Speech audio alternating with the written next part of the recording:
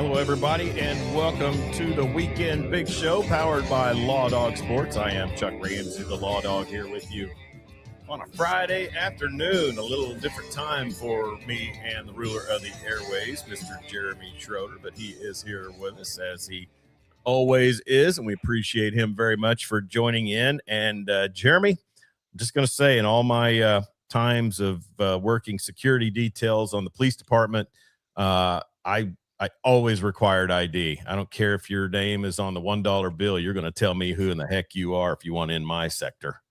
Well, yeah, I guess you're old enough to have probably dealt with George Washington. Oh, wow. How are you doing, amigo? I'm good, man. Yeah, just fighting through it. Yeah, it's funny, you know, there are the times when you have VIPs and you have people that are easily recognizable. And if you are in charge of security, you have it's called, what's the word I'm looking for? Discretion.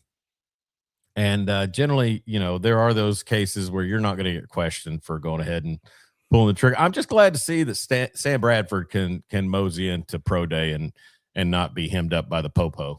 Yeah, I'm just glad the guy working security had actually seen Sam Bradford before, didn't rely on his likeness from that statue that is in Heisman Park. It's like, Hey, walk outside. No, it doesn't look like him. Say what you want about the Sam Bradford statue. Thank goodness they didn't use the D-Wade sculptor for the statues outside Heisman Park. So, oh my gosh, where was it Ronaldo, the soccer player? Oh yeah, he's got a crazy one in Spain, doesn't he? Yeah, that's wild.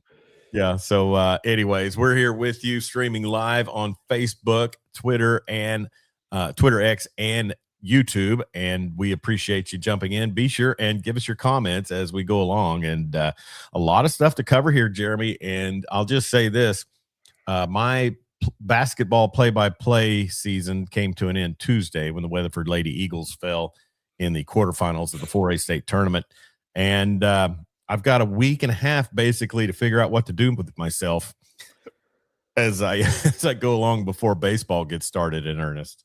Well, that's just, nice little vacation. Just relax a little bit, take some time, let the pipes rest. Really, Christmas was the last real break I had, and that was, just the gap between that Friday before the holiday break and then back from New Year's, and then Thanksgiving was before that because football really seemed, when you play a second round football game in Oklahoma high school football, it just feels like you're Thanksgiving Eve, Mm-hmm.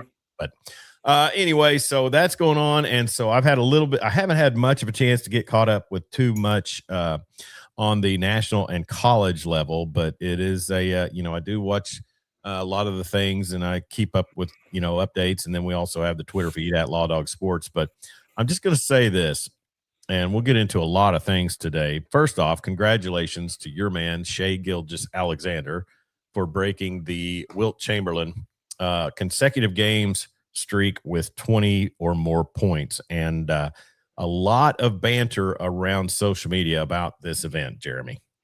I know. All the foul baiting. Those 6 free throws he made last night really would have put a dent in that 20 point. Well, he had 35 last night. Didn't he shoot what Jaylen Brown shot? He was 12 of 18 from the floor, if memory serves. Oh, yeah. He only shot 7. He didn't shoot a single free throw in the fourth quarter. Yeah, and Jaylen Brown, I think, shot at least 14. So the narrative is, and we saw this with. I'm not trying to put him in the same category. He's not there yet. Michael Jordan, when he was playing, people talked about, oh, he's just a stat stuffer. He's this, that. And turned out, no, he was just the greatest. Yeah.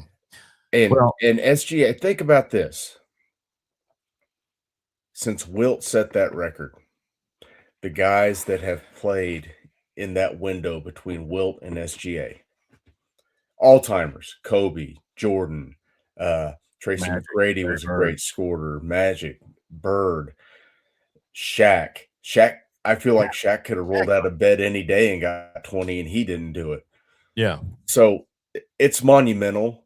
It's an amazing accomplishment for a guy playing in Oklahoma City to do it as well, which is really cool for me to, say, "Wow, this guy just broke Wilt Chamberlain record." Yeah. And the right Wilt Chamberlain record too. You don't Right, yeah, if you don't wanna touch that other one, want he's a married man. not this second time. He's not Tiger Woods, man, come on. No, but you're right. And I said this last season, and you start to see the things of how they work out. I said this last season, the model of consistency. I mean, it's not just 20 points, Jeremy. And I know he doesn't hit the 30-point mark, but I mean, it just seems like for 2 straight seasons, you can just about go out and chalk him in for 30, 31. Yeah, it and it's an easy 30, 31, Yeah. and with clutch buckets, and he doesn't turn the ball over. No. I think last night he had 4 turnovers, that's the most he's had in 2 months. Well, and the game earlier in the week against Denver, I mean, 15 assists, 0 turnovers, just two total daggers there late. and And 35 on and he's more of the Kobe archetype than Jordan. He's not flying high and mhm. doing crazy stuff around the rim, but he's so efficient. He reminds me a little bit of like a Bernard King. I mean, just, Yeah, going to I could get to see his that. spots, the mid-range game. And yes, I did break the egg on mid-range shooting there. Hey, Uh, y you know, he hey, he's gonna average 30 points per game this year. He's probably gonna win his 2nd straight MVP, and the level of disrespect, and we know social media is just it's like an asylum. The loudest ones are the but see, dumbest ones. in sports coverage or sports, see, The Doris Burke. if we wanted to grow this show, I would come on and just be blasting SGA, whether I thought it was a great feat or not. I You mean, gotta lean into the hyperbole. yeah, And bad takes. yeah, You gotta find a hill that you're willing to die on, no matter how dumb that hill is. exactly. And you know, Like Doris Burke. yeah. Connor Carr says Darius Acuff plays a lot like SGA. Must be a Coach Cal thing. Haha. Yeah. John Wall and Devin Booker and a lot of those guys play the same way too, don't they? Hey, find it works. Yeah, yeah. I mean, if you want to give Coach Cal a victory lap for seeing that SGA was worthy to come to Kentucky, I can buy that. But the accomplishments they're 9-1 in their last 10, and their core has played 42 minutes together all season. Well, that's what I was going to say about. And before we get too far along, finish my point. You said social media is just just the haterade just comes out in mass. But like you mentioned, Doris Burke, it's mainstream media too. I It's know. people with a real platform. I And know. that's what I just don't understand is how in this day and time, and it's just so funny because the grinder monkey that's on with the pencil neck on daily afternoons, he's nothing but clickbait. Do you And remember so when Baker Mayfield pulled his phone out in the locker room and that was a story for a day and a half on the Coward Show? yeah, Like yeah. And so what I was going to say is like with that little chump, his whole thing is just to say stuff critical or to bash SGA to get clicks, but yet he goes on and says that the inside the NBA guys shouldn't be bagging on today's young players for being banged up all the time because it's hurtful for the league. And hurtful. so, it's just always, I mean, it's this whole generation gap thing or something. It is. It's wild when you think about it. We're old enough to remember a 41-year-old Michael Jordan playing 82 games for the Washington Wizards. And now, LeBron James has he ever played 82 games? No, no, No, no. no. I know Kawhi hasn't. Very few guys play a bunch of games. That's why the NBA stepped in and said, "Hey, if you want to be considered for these major postseason awards, you got to play 65 games." Yeah. Connor Carr, thanks for chiming in. If you want to leave your comment as well, just get on there and comment, and we will read it on the air. Well, and the game. So 2 tough games this week, Denver and Boston. You're talking about a potential Western Conference Finals matchup and a potential Finals matchup. I Yep. mean, not saying that San Antonio couldn't throw their hat in the ring in some of that, but if when you write down the teams you think could meet in a Western Conference championship or in the finals, the two This is teams all potential. This is not it could be anybody that makes the playoffs, but yeah, they're really good teams. but the two teams that the Thunder played this week and beat, close games, tight games, but they're also shorthanded and Great without games. their number 2. And so, I give them a lot of credit for what they do and how they play and who they tap up to come up and make plays. I mean, Jalen Williams, Had a great game against Denver. he's had some Amazing great game. and so, But the pearl clutching over Lou Dort, it cracks me up and I love it because every team has that guy that will go out there and mix it up and do questionable crap. Yeah. Bad Boy Pistons had 5 of them in the court at the same time. Draymond Green. Every team has that guy. Now if the Thunder can somehow get Isaiah Stewart in the offseason, oh yes. Well, and then also, Jeremy, I mean, look at like the Ron Artest, the Meta World Peace, just cold cocking of James Harden. Oh, I mean, know. We haven't seen that. We haven't seen who was it? Zaza Pachulia took out Westbrook. I mean, it's just that was Pat Bev. No, I mean, Zaza took out Kawhi. He slid under him. Well, I'm thinking of a Thunder game where Cantor, it was Zaza took like body checked or did something to Russell. So I mean, you get that some, and like you said, pearl clutching is a very good phrase to use in that. But I'll say this: kudos to the Joker, even at the potential blocking by Aaron Gordon, he went over and shook hands with Thunder players after that game. I think he's probably a good dude. Yeah, he loves the competition. I mean, and here's the thing about Jokic, man. He's amazing. He's an amazing player. Yeah. To look the way he does and to play like that, incredible. He looks like day old mashed potatoes poured into a basketball uniform. Yeah. And he's amazing, passing, shooting, anything you need on the floor in a 7-footer. Yeah. And he's just incredible. Mm-hmm.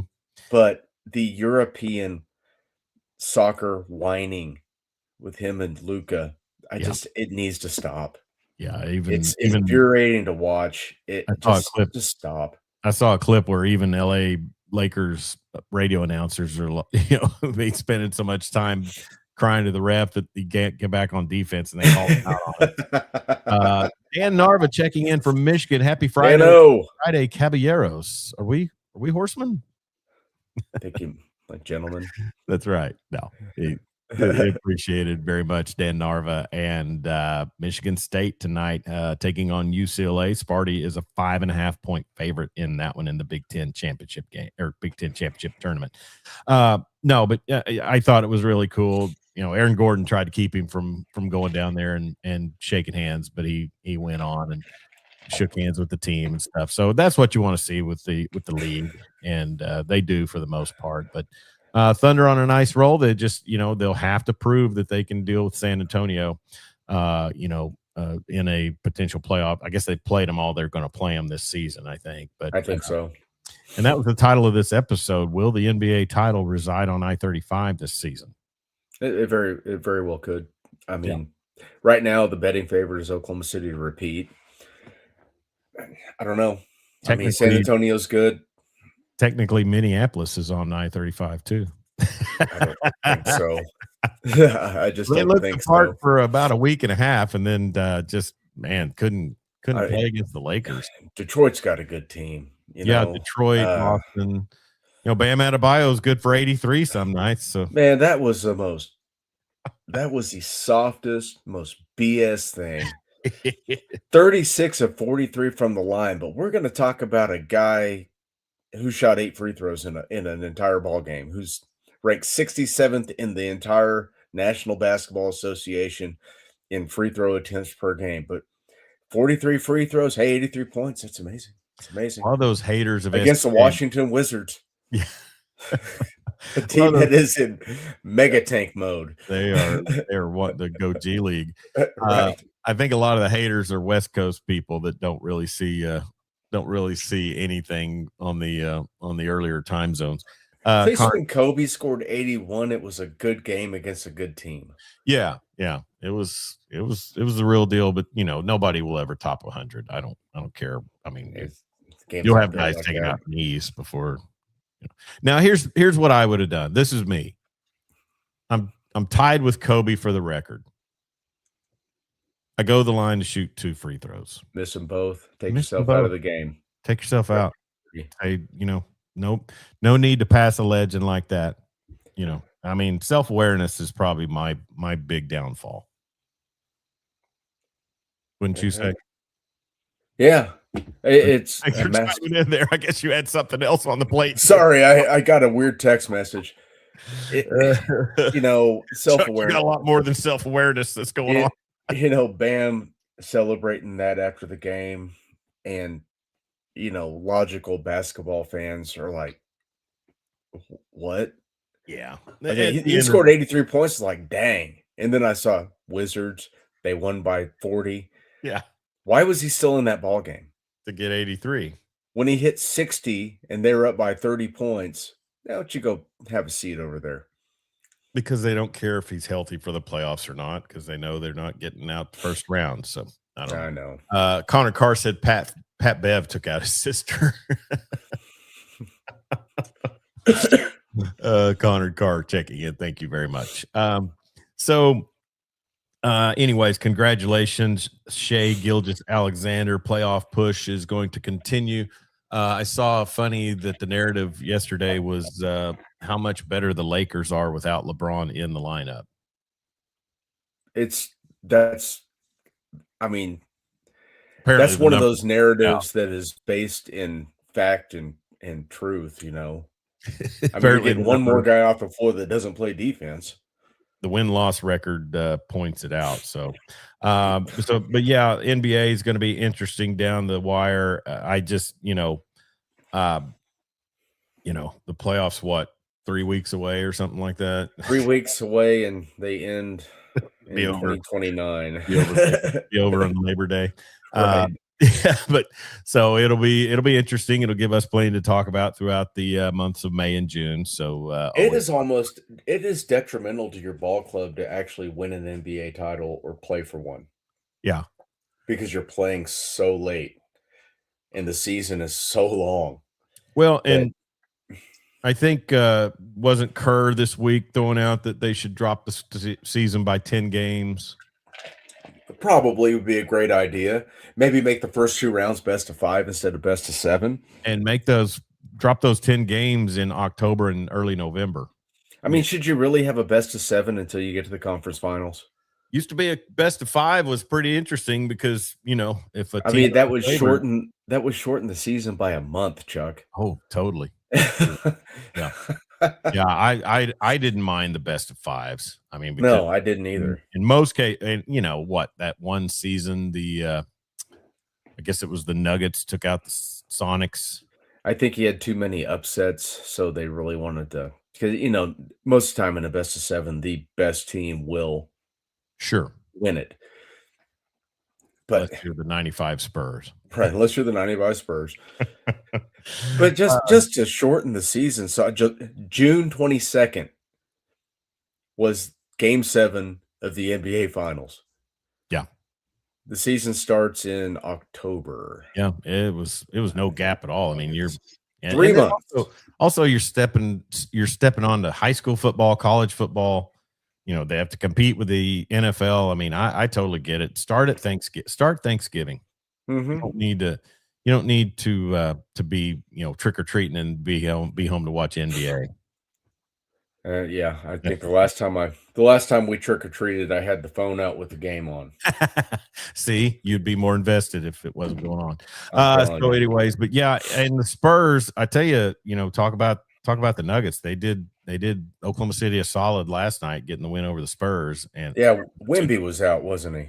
I think so. And it's funny because I've been a Spurs fan since I was a boy. And I get the excitement.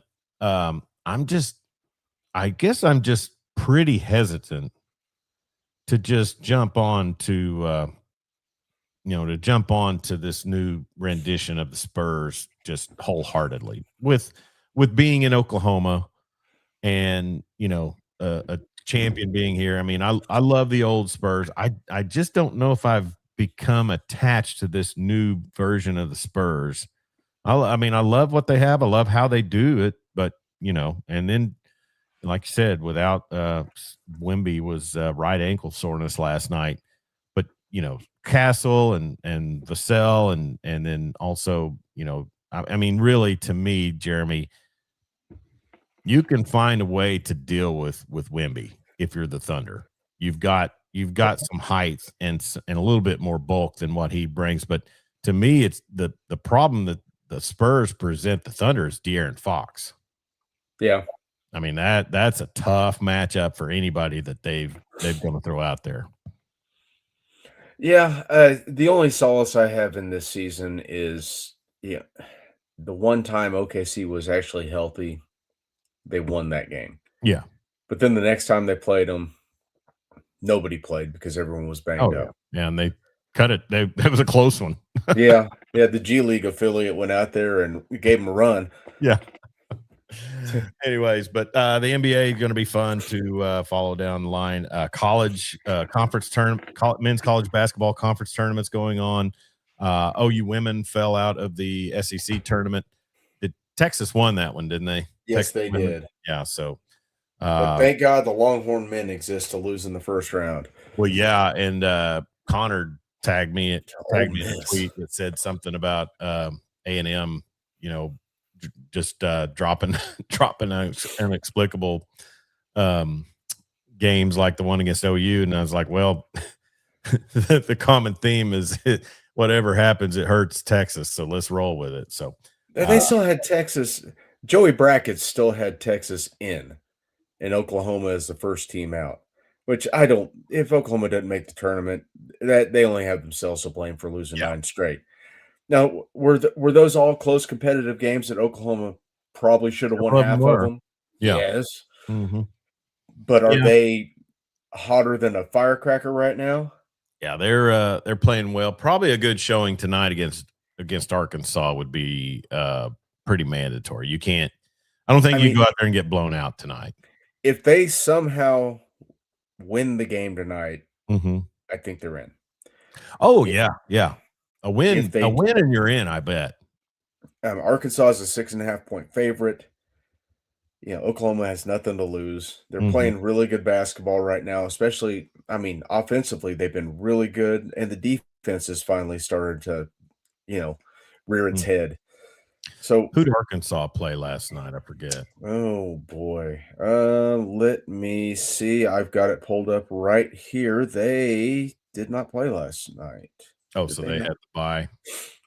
I guess they played Wednesday. What?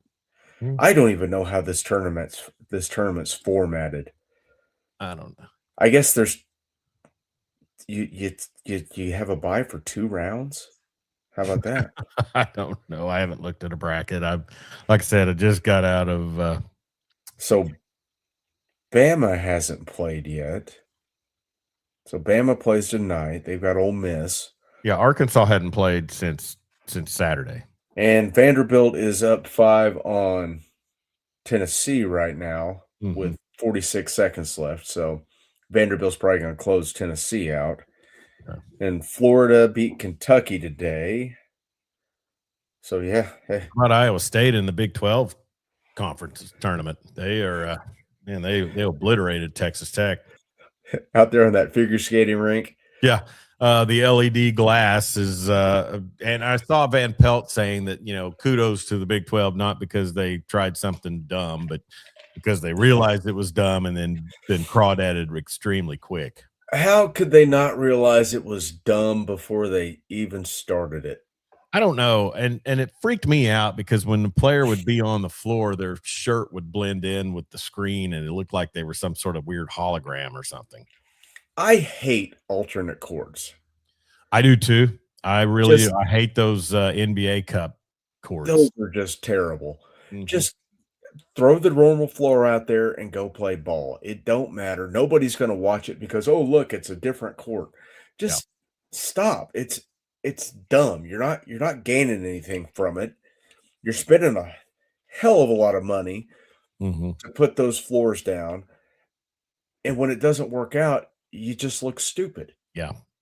Hey, it's a nice I mean, it would be a fun concept. Start have a 3-on-3 tournament on it, I mean, or something. I don't Yeah, yeah, maybe ha before the final game, have a 5-on-5 with the all tournament team Mhm. that aren't playing in the championship game. So I don't know. Just don't do it.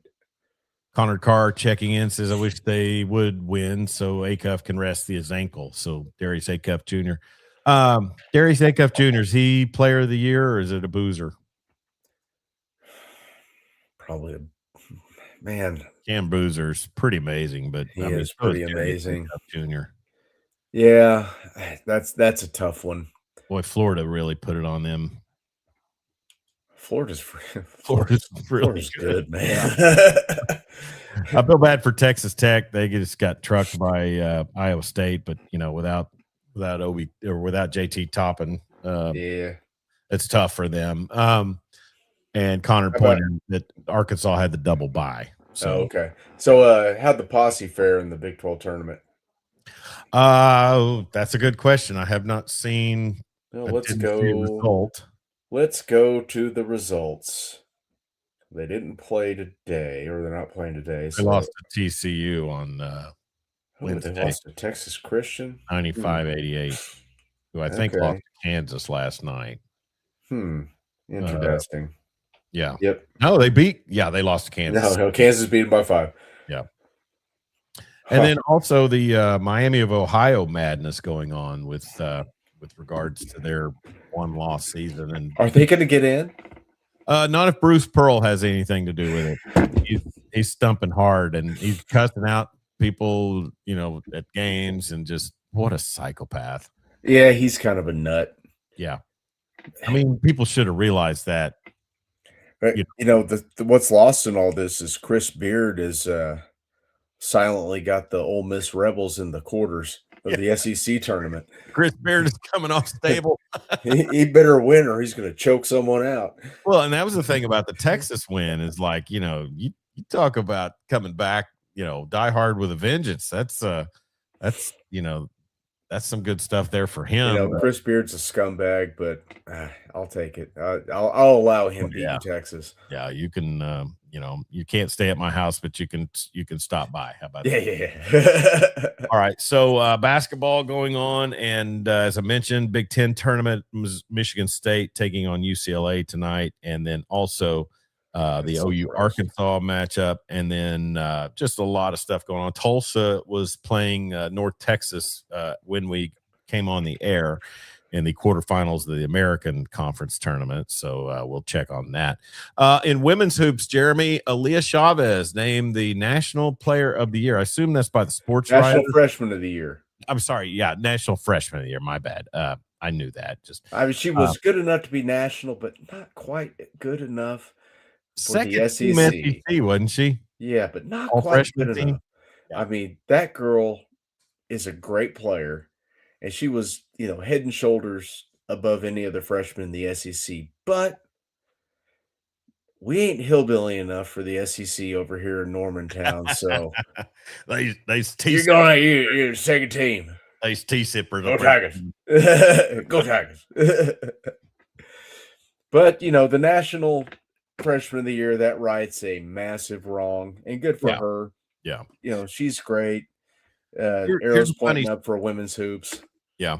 Here's a funny story, Jeremy. Going into the 2003 draft, I was certain after watching the Syracuse Orangemen win a national title with Jem Boeheim and Hakeem Warwick and one Carmelo Anthony that only a fool would take a high school kid first with the first pick and not a guy who was a starter and a star for a national championship college team. So, having said that, I didn't know much about Aaliyah Chavez's, you know, I knew she was considered number one recruit, but I didn't know how her Lubbock Monterey team or Coronado, whichever school she was at in Lubbock, was how they fared, what they won, this and that. So I was of the mindset once again that go with what I know, and I thought, well, Keziah Lofton out of Bethany, I've seen her play for 4 years, called games against her. I would take her against just about anybody else. And much like the Carmelo, and Keziah may end up being a standout player. She is a great talent. She played with Zaya Van at Bethany, and Zaya's having some great games as well. But that's standard Chuck Ramsey fare right there. Is I mean, you weren't completely wrong. Outside of never winning anything, Carmelo Anthony created just as much organizational fatigue as LeBron James has in his career. Yeah. He moves on like like a swarm of locusts. Just everything's gone when he's gone. And I guess really, when you have one person who's just a media pariah and the other one who never can do anything wrong according to the media, I get that. But still, it's a good thing I don't pick horses very often, because I would, I'd probably, oh, well, I saw him race before. He's great. Bang. Well, it's better to have a bad take than to be a degenerate gambler. Very true. Very true. It costs less money. You have a gambling problem? 1-800-GAMBLER. He's on a fixed income. I totally am.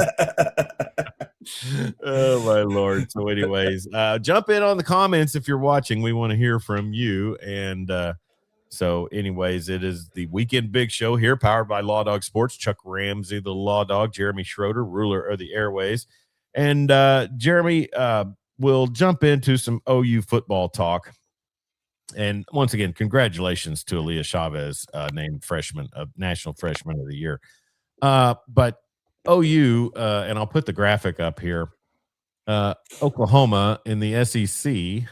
Wrong graphic, Chuck. We have a graphic? Yeah, I've got a graphic here for us. Would you look at us? All right. So, according to Josh Pate, the win totals, and I guess these are actually, I don't know, are these This is FanDuel. This is FanDuel. This is what the FanDuel graphic was, but I think Pate just republished it. Sure, but okay. It has his logo on it. We'll go with it because I know when he breaks it down, he's going to hammer the over on Oklahoma because he loves everything that's happening in Norman right now. So, one of our rival pages or Texas page that we follow, and I've done a show with him before, Ghost of Texas Football, put out that he hates to say it, but OU might be the most sure bet at 7.5 wins. I could see that. I could see that, but there's a part of me that just realizes also that Lane Kiffin is now in Baton Rouge, Jeremy. Well, they can all. I mean, more than one team can win some games. And the Bayou Bengals are at 8.5, and I could just see him reeling off a 10-win season. I could also see the governor of Louisiana nuking the campus. Or sending the National Guard and having him removed from his hot yoga class. You never know what's going to happen in Louisiana. It is just chaos. For such a great program that's got so much history and tradition, that is one dysfunctional state. Yeah. And their fingers are all in that program.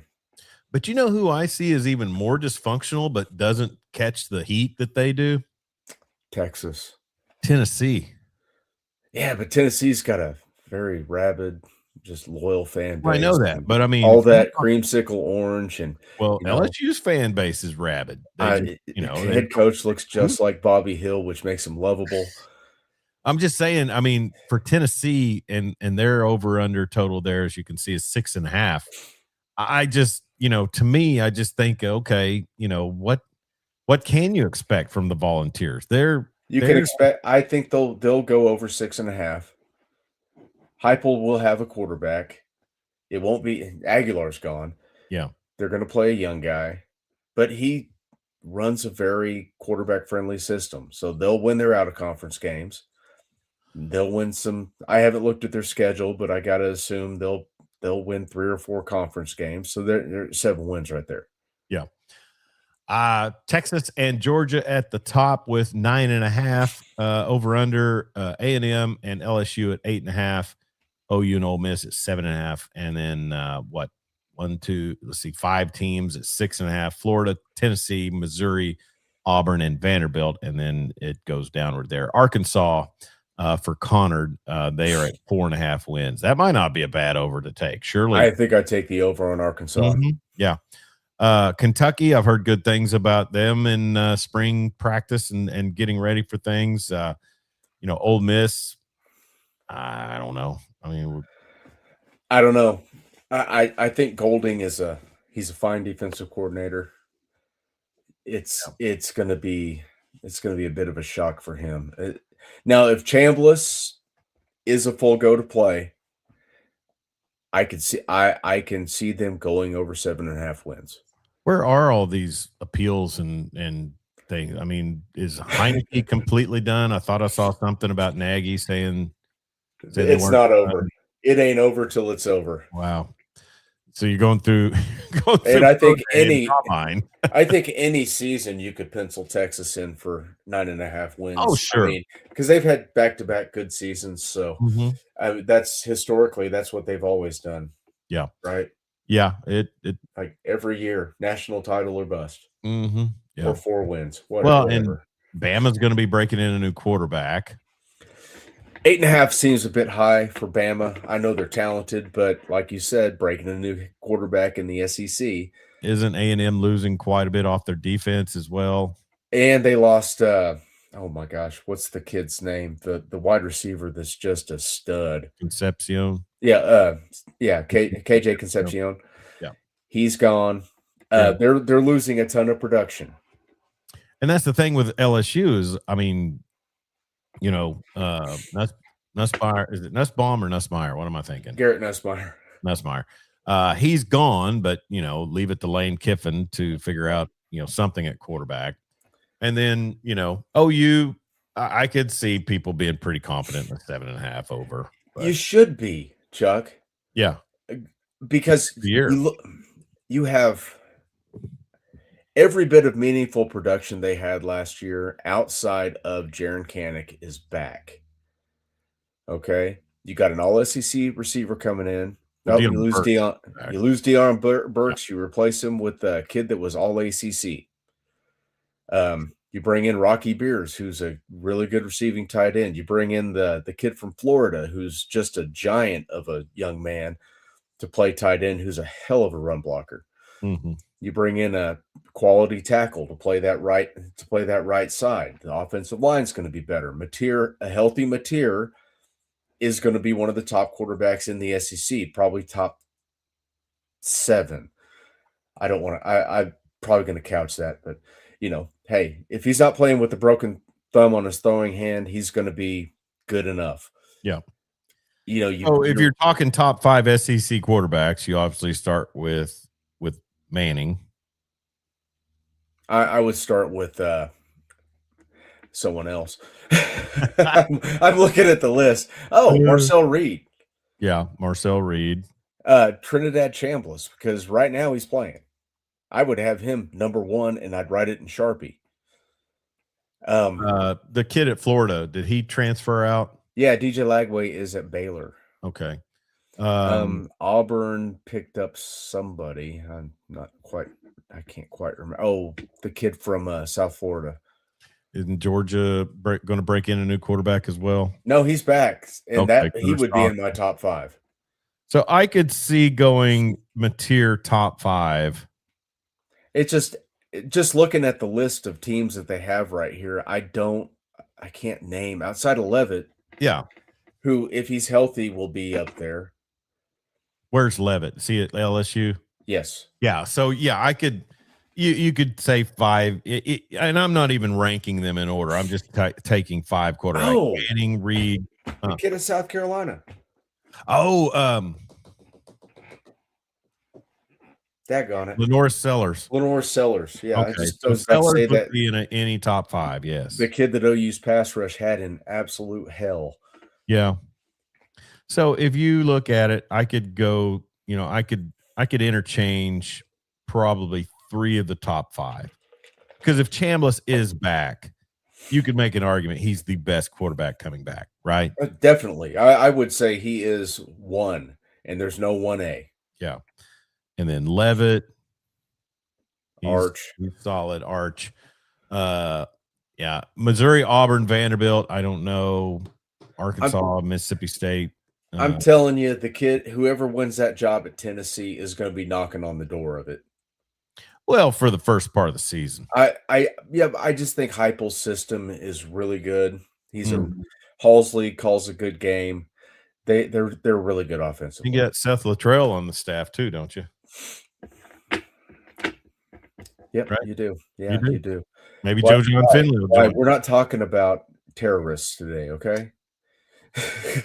You've had enough of that through the week, haven't you? Yes. By the way, Connor thought 4.5 was a little high for the Hogs. So they're going to be better, Connor. Yeah, they will. Yeah. I just take solace in the fact that Pittman's gone. He's not a quote machine like Pittman. They're going to be better. They're going to play better football. If it makes you feel better, I don't know the Hogs quarterback either, and neither does Silverfield.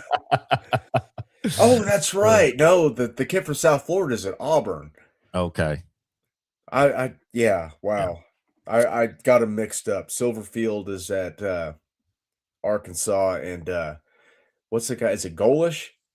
Alex Golish is at Auburn. Is that right? Yeah, I believe. Okay. So. All right. So Alex Golish from South Florida to Auburn. So anyway, so that's the over/under, and OU is looking at that going into the spring season, and spring football will be upon us before you know it. The spring game will be upon us before you know it, and so spring football, and so it'll be a lot of fun. And staying on an OU tick, Jeremy and Dan Narvis says the Hogs didn't hire Jonathan Smith. All right. So anyways, Kyler Murray, former OU quarterback, Heisman winner, might have been ID'd if he went to the pro day. You never know. You never would expect somebody that short to be, former OU quarterback or whatever. He signs a 1-year deal with the Vikings after being released by the Cardinals, and just a long, troubled career in Arizona for the former Heisman Trophy winner, and just, lack of talent around him, lack of dedication and attention to detail in his game. Just, you can throw out so many things as to why Arizona has been terrible quarterback position. Yeah, it's didn't Jacoby Brissett get them further last year, or get more wins last year than Kyler did when he was healthy? I think so. Yeah. But if there's ever been a guy that can fix a quarterback, it's Kevin O'Connell. It's Kevin O'Connell, right? Yeah. Kevin O'Connell, man.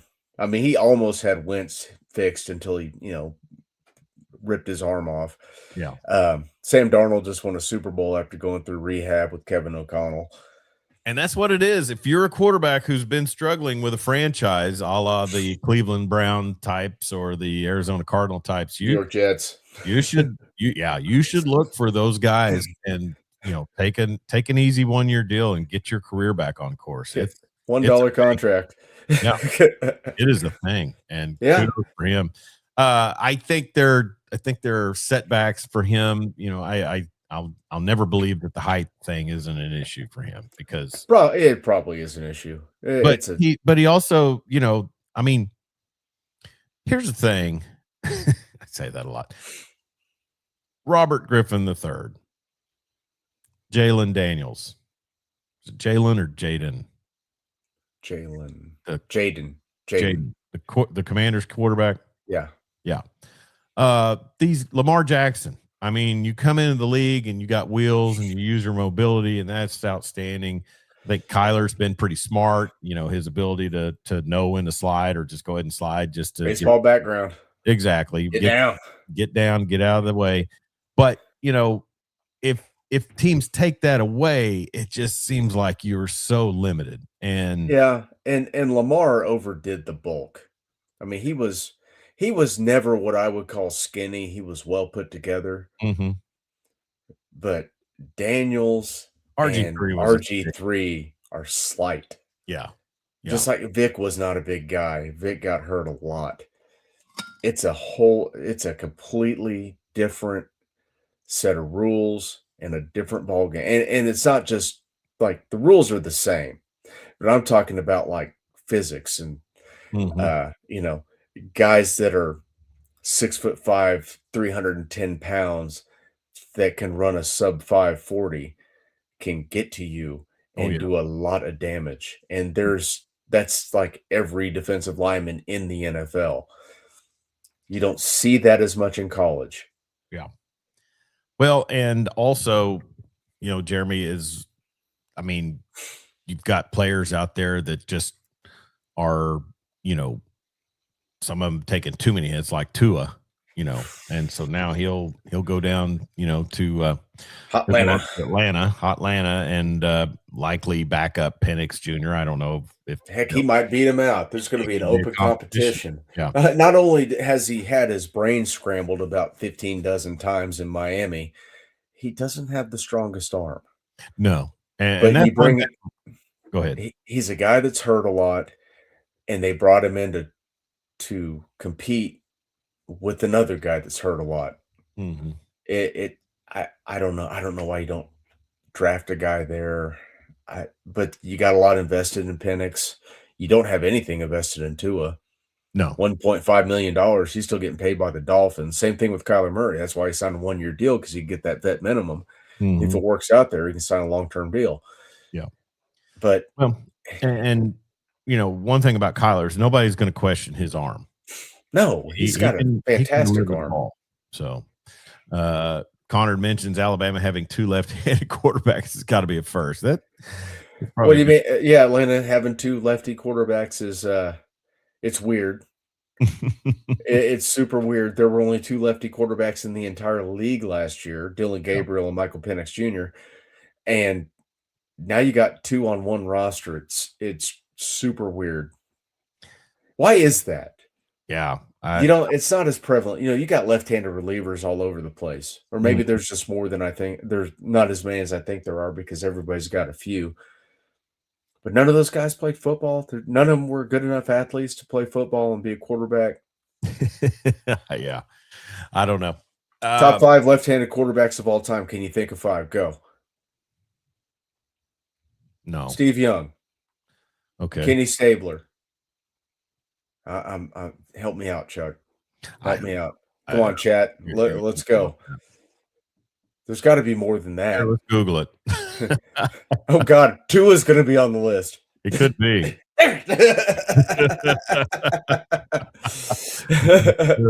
Michael Vick. Michael Vick. God. Bama had the snake too. Michael Vick.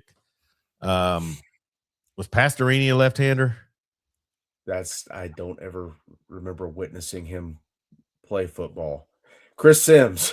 Josh Heupel. He was on the Green Bay. He was on the Green Bay roster for a hot minute. Let's see. Top 5. Oh, Mark Brunell. Oh, wow.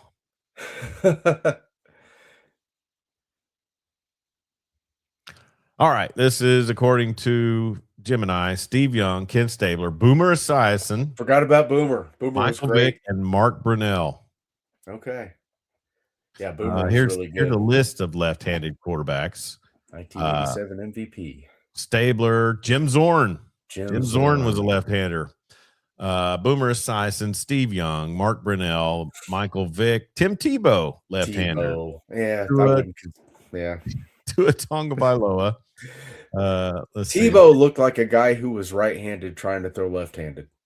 Yeah, you can't convince me otherwise. No, Jim Zorn. I had no idea about that. Do you know what college Jim Zorn went to? Ohio State. You won't. No. Oh, Morehead State. Cal Poly Pomona. Okay. I think I saw that on one of Gruden's videos.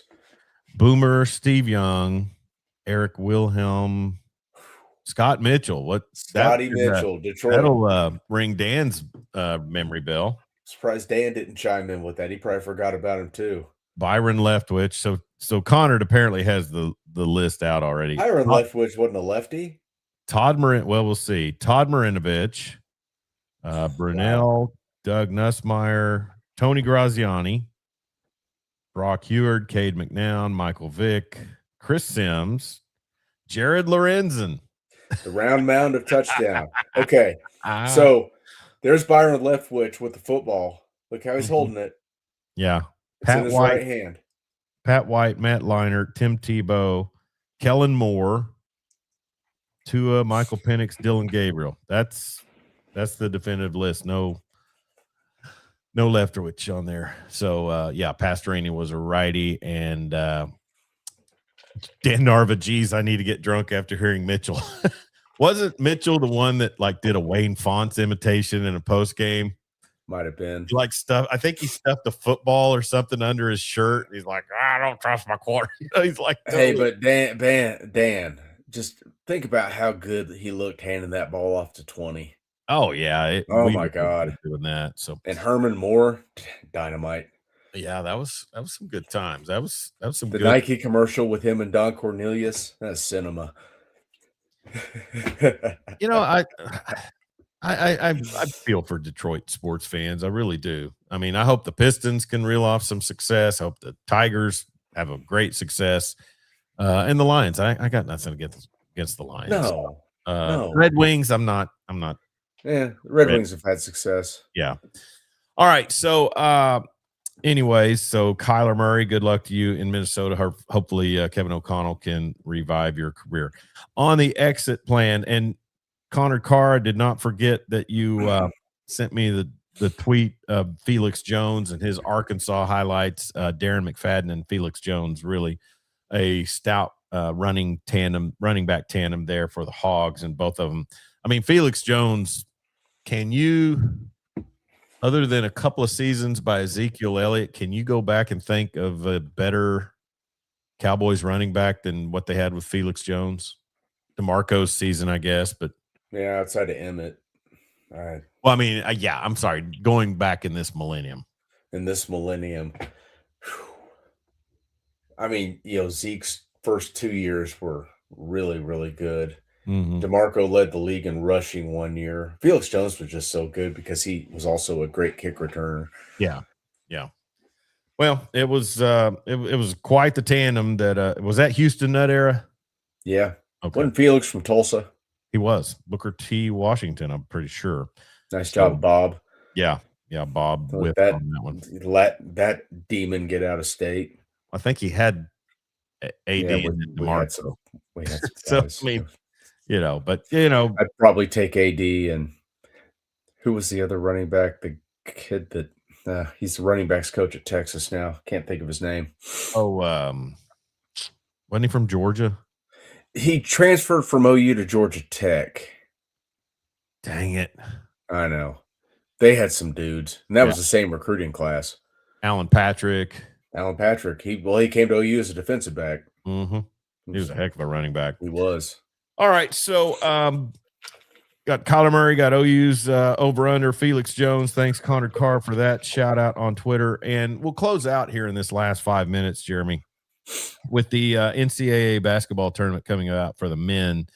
I overheard, I was looking at Aaron Torres's newsletter that he puts out about college sports, and he mentioned that Syracuse was firing their coach. And then, I mean, Arizona State's not one of these teams I think about, but Danny Hurley had been with the the Sun Devils for 11 seasons, I think they said. But college basketball, for all of the, for all the things that they bring to the table in their marketing and things like that, they are a squad that, and I say this about football, is there's certain squads that you need to be decent each season. Mm-hmm. And I always say that college football needs, I mean, you've got your regulars that have been okay in the last several years, but like in college football, to me, you're best when Penn State, Tennessee, Florida State, and like USC are good, mm-hmm. definitely competitive. SEC's kind of been cyclical in ways, but in college basketball, I was thinking about three teams, and then the Syracuse firing brought it about to my attention. But think about these three programs compared to when you and I were young men: Cincinnati, Syracuse, Indiana. You know, Hey, those are three programs that you look at, and other than the '03 championship and Boeheim's years, and then Huggy at Cincinnati, those programs are off the radar. they totally are. In Indiana, when's the last time that you've heard Indiana basketball being good? Now Oh, they're all in on football and they're mhm. just won a championship. But Yeah, Indiana is one of those schools that is synonymous with college basketball success yeah. since what Bobby Knight, Well, and 76 Indiana, yeah, well, perfect season. and the state itself. Hmm. I mean, Purdue's been really competitive the last 5 years, but they haven't, it was the long They gap miss between Gene Big Dog Katie's. Robinson and now, They miss Gene Katie's comb over. we I started to pull that picture back up. Well, even North Carolina hasn't been up to standard. We're talking about UNC. They played for a title, what, 2, 3 seasons ago? Yeah, but it's UNC. Yeah, I Supposed to mean, win those. they were really good till the Caleb, kid, broke his hand. Even KU's had their struggles. Yeah. I It's don't know. college basketball is so odd now. Jeff Capel just was told he gets to keep his job at Pitt. Yeah, That's you. Uh, former Sooner coach Jeff yeah, Capel. former Duke Blue Devil. But yeah, I mean, Indiana, it wasn't just the whole, just in Bloomington, it was the whole state. And then, Yeah, um, you know, I would say Michigan State's been holding on. They're really a high level basketball program. Izzo's one of those guys who could do it till he's 90 at a high Sure. rate. He's just that driven, and he's He a may lose his great. voice before long. He's hard to He's listen to. he's an amazing coach, Yeah. and if you're a fan of Michigan State basketball, you are so lucky that you got a guy like that that's just been there forever. But wouldn't you say that's kind of the whole thing with the way that we're talking about this? Because you look at those squads. Yeah, Boeheim was there, but even his relevance kind of faded in his Yeah. latter years. Well, he got Cincinnati older, and had a big hire. Huggins had them on. UMass was when yep. Calipari was at UMass. They were huge. Let's get to the comments real quick. For Dan Narva, Scott Mitchell was good until he got too big in the arse and couldn't get away from the rush. That's a lot of quarterbacks' problems. Yeah. Dan also agrees with us on North Carolina, and then he also says Dakich dunked on Kentucky because everybody else can pay guys now.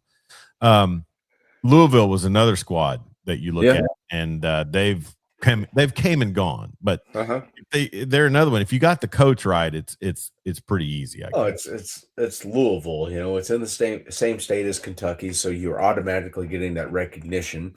And if you're good, it's just you get that much more credit. Mm-hmm. Nobody else has chicken man money. But Conrad, I would trade you for chicken at the concession stand and a fermented chicken beverage. Anyway, so yeah, to me, and then also some of the mid majors that like Wichita State, they used to be a team that would bring it to you from a mid major standard. Valparaiso, also. Who am I thinking of there in that Mount kind St. of Mary, Appalachian corridor? Happy State. Yeah. Dan Narva agrees on Izzo, says he was kind of a nobody who just willed himself into the job. Judd Heathcote, that's a name. Judd Heathcote. Green, but I mean, and maybe this is just me being, uninformed, but the day they fired Bobby Knight was the day Indiana basketball just kind of started rotting on the vine. Well, yeah, and Bobby Knight was you had to do it, but you letting him take the program to where it was is why you ended up where you're at. And then with your athletic director, you've got to go find the right guy. And maybe they thought they had the right guy with Kelvin. Was Sean Miller ever there at Indiana? or I'm trying to Musselman. I'm looking at a guy right now that used to be the coach at Indiana on the ESPN show, but I can't think of his name. He was at UCLA. What was his name? I can't think of it, but Didn't they have Alford for a while? yeah, they did have Steve Alford for a while, trying to recapture some of that brilliance from '76 Indiana. He was 87. Oh, whatever. Isaiah Thomas was was Isaiah Thomas, 76. that's right. Dan DeVries is the current coach, and looking at the list of coaches, Mike Woodson, Bob Knight, Branch McCracken, release the McCracken, Something. Calbert Cheney was Calvert on staff, Cheney. Huh. Kelvin Sampson Dakich, that's the one Dan mentioned. Yeah, so it's it's all about the right hire. And But how did Kelvin not have success there when he had success at Washington State? He had success at Oklahoma. He's had great success at Houston. yeah, I don't know. It's obvious the guy could coach. Was it just Was he some? Washington State before he came to OU? Yes. Okay, yeah, I thought so.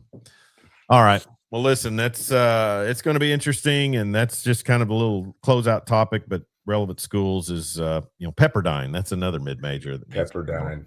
Still good in baseball. Gonzaga carrying that mid-major That's right. flag. So, anyways, well, listen, man, it was a ton of fun. Yeah. And glad we could flex the schedule a little bit today and get a show in because I missed last Friday because of basketball playoffs. So I didn't want to hit record on that 20 minutes we had off the air. Yeah, I should do that. All right, he's Jeremy Schroeder. I'm Chuck Ramsey, the Law Dog. We're here with you every Friday, 99% of the time. One last comment. Dan Narva, I forget that Kelvin was at Michigan. Yes, he was. Yes, he was. Michigan State assistant under Judd Heathcote. So great job, Kelvin. And he's got a big one tonight versus Kansas in the Big 12 tournament. So that'll be a lot of fun as well. So be sure and check out our sponsor, A+ Roofing and Construction. They serve Western Oklahoma and the Metro. Rain or shine, locally owned and operated by Damon Schultz, a good friend of the show. 580-772-7587. Give them a call if you've got roof problems, because let me tell you something, it's coming. It's that time of year, folks. Did you have to take cover the other night in the airport?